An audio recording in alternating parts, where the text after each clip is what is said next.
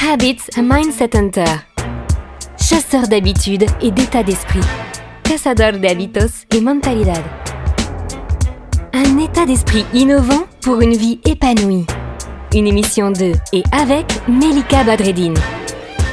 Bonjour, bonsoir, bienvenue. Très heureuse de vous retrouver aujourd'hui. On va parler de comment transformer son défi de nouvelle habitude en rendez-vous inévitable et fun quand même.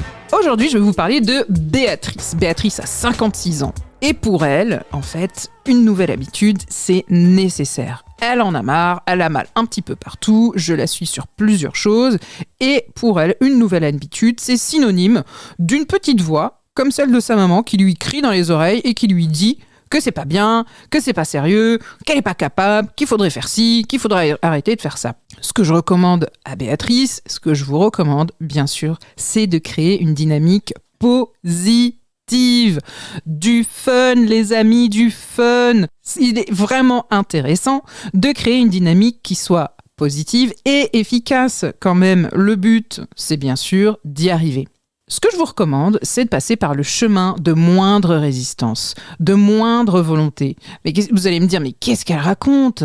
On nous parle tout le temps de volonté, on nous parle tout le temps de motivation, et en plus, Melika, elle nous parle tout le temps de rigueur. Et là, elle nous dit, il faut choisir le chemin de moindre résistance et de moindre volonté. Et oui, ce que je vous recommande, c'est vraiment de la jouer espion avec votre cerveau. 007. Le but, vraiment, c'est de faire croire à votre cerveau qu'il ne se passe rien de bien spécifique. Rajouter du fun, de l'amusement et introduire son défi de nouvelle habitude dans son quotidien. Comment faire ?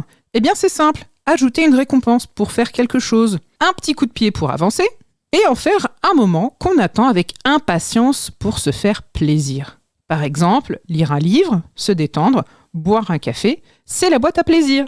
Le but, c'est quoi ? C'est de faire tomber les barrières entre nous et cette fameuse résolution du nouvel an que chaque année on ne tient jamais. Travailler sur les déclencheurs, travailler sur ce que c'est que votre habitude, pourquoi, comment elle s'insère dans votre environnement et la récompense. Pour Béatrice, sa récompense, c'était sa tranquillité, son calme et aussi une meilleure santé. Mais ça ne suffisait pas. Ce que voulait Béatrice, c'est aussi un bénéfice qui soit immédiat et on la comprend. Notre cerveau, qu'est-ce qu'il fait ? Il cherche le plaisir immédiat. Il n'a pas très envie de s'engager sur du long terme. Il a envie tout de suite de se sentir mieux. Il a envie tout de suite que ce soit fun. Et il a bien raison. Ce que je vous recommande, c'est de faire comme si votre cerveau avait une personnalité, comme s'il avait 3 ans. Comment faire avec un enfant de 3 ans ? On lui explique les choses, on lui explique l'intérêt et on lui donne aussi ce côté fun, cet amour, cette bienveillance et ce côté aussi récompense. Les amis, pensez-y, sinon, vous le ferez pas, tout simplement. Et le but, c'est de tenir une habitude pour avoir une vie épanouie, pour finalement réussir à avoir un meilleur avenir et un mieux-être. N'oubliez pas, vos habitudes constituent votre mindset influence vos habitudes, et finalement, qu'est-ce que ça donne ? Finalement, ça donne la vie que l'on veut ou que l'on veut pas, puisque nos habitudes constituent, mis bout à bout l'une avec l'autre, finalement, la vie que l'on a. À très bientôt pour de nouvelles aventures. Cette émission est maintenant terminée et comme dit Melika, fuck bullshit, love. Retrouvez l'ensemble des podcasts de Melika sur toutes les bonnes plateformes de streaming.